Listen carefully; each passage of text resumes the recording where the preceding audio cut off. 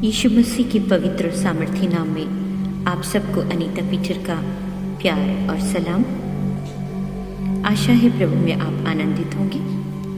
आज का मैसेज है कितना सत्य उसका वचन। जी हाँ, मरकुस 13:31 कहता है, आकाश पृथ्वी टल जाएगी परंतु मेरी बातें कभी न टलेंगी।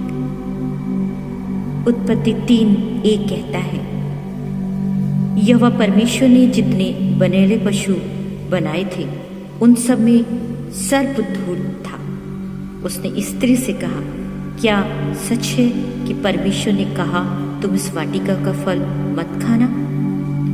ऐसी बातें करने से वह परमेश्वर पर वार करता है। यहोवा की सृष्टि के माध्यम से वह कहता है, जो परमेश्वर ने तुमसे कहा है वो सत्य नहीं।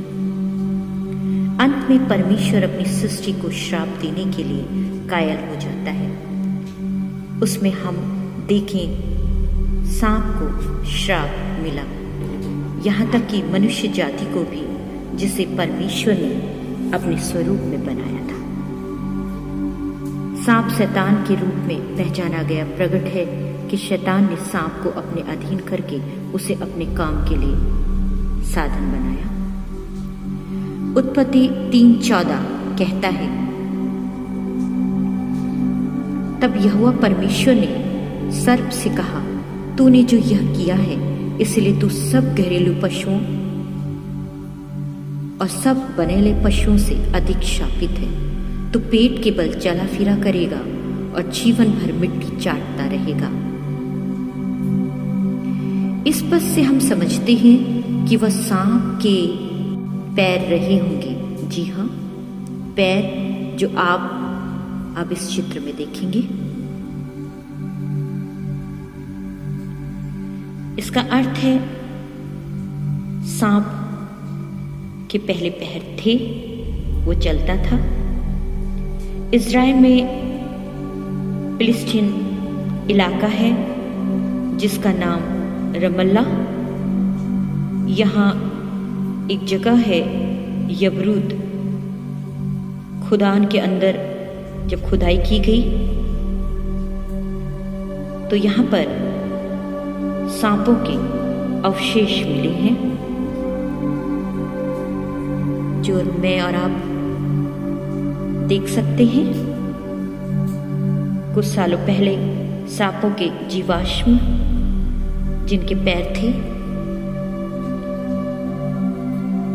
ये प्रमाणित हो गया कि आकाश पृथ्वी टलेगा, लेकिन जो उसने कहा है, जो वो करता है, जो वो करेगा, वो कभी न टलेगा। आमीन।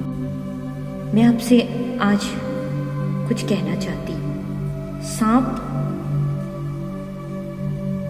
शैतान नहीं, सांप को शैतान ने अपने नियंत्रण में करके काम के लिए साधन बनाया था। आज शैतान मनुष्यों को अपने नियंत्रण में करके साधन बनाता है। 2 कुरिन्थियों 11:3 कहता है, परंतु मैं डरता हूं कि जैसे सांप ने अपनी चतुराई से हवा को बहकाया, वैसे ही तुम्हारे मन उस सिधाई और पवित्रता से जो मसीह के साथ होनी चाहिए कहीं भ्रष्ट न किया जाए। इसका अर्थ है जो पौलुस कहना चाहते हैं, सांप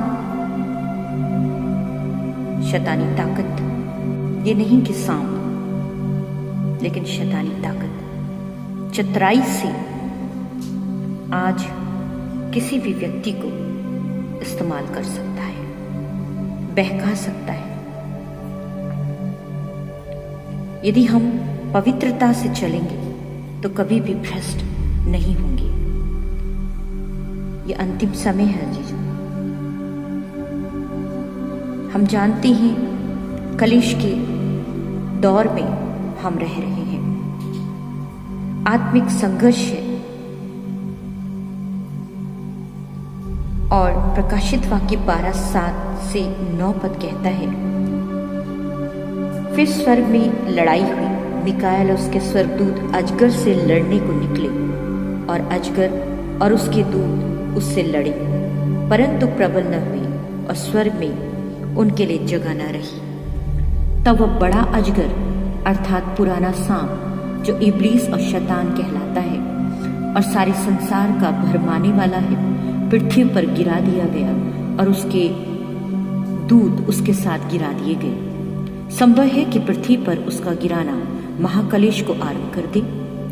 शैतान का कार्य आरंभ से परमेश्वर के शासन के विरुद्ध बलवा करना व धोखा देना उसके चरित्र का मुख्य भाग है। प्रभु का वचन कितना सत्य है। मेरे कहने का अर्थ है कि यदि परमेश्वर सांप को मिट्टी चाटने के लिए मजबूर कर सकता है, तो शैतान को अपने नथनों के श्वास से क्यों न फूकेगा। इसलिए सावधान हो जाएं। जिसकी हम उपासना करते हैं उसका एक एक वचन सत्य है।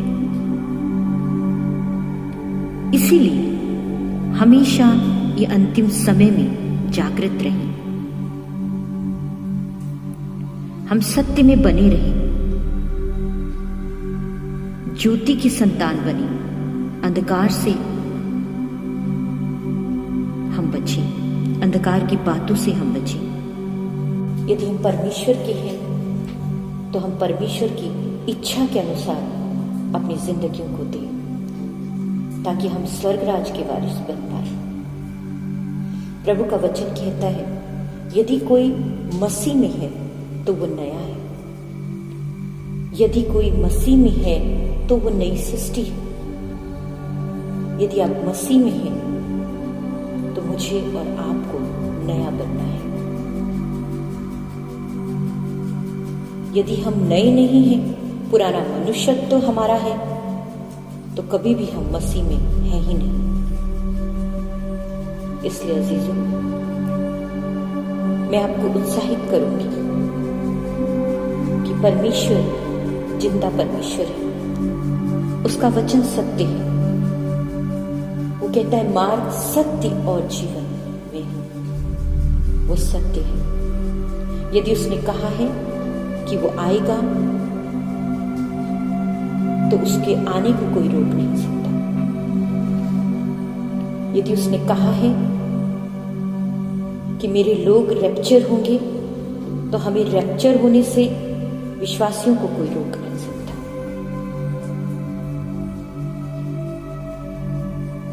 परमेश्वर का भय मानिए। मनुष्य का भय मानना इंसान के लिए फंदा होगा, लेकिन खुदावन का भय परमेश्वर की पवित्रता की ओर ले जाएगा। परमेश्वर की आज्ञा का पालन हमें अनुशासित बनाएगा।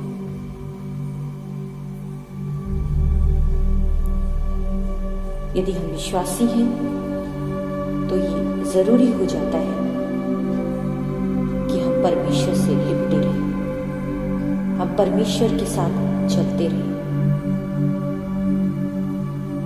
इब्राहिम से परमेश्वर यहोवा ने कहा, मेरी उपस्थिति में चल और फिर। इब्राहिम परमेश्वर की उपस्थिति में चला और आशीषों का मूल कहलाया। हम भी परमेश्वर की उपस्थिति में चलें, ताकि लोगों के लिए एक आशीष का कारण बने। परमेश्वर आप सबको बहुत ऐसे आशीष दे। आमीन।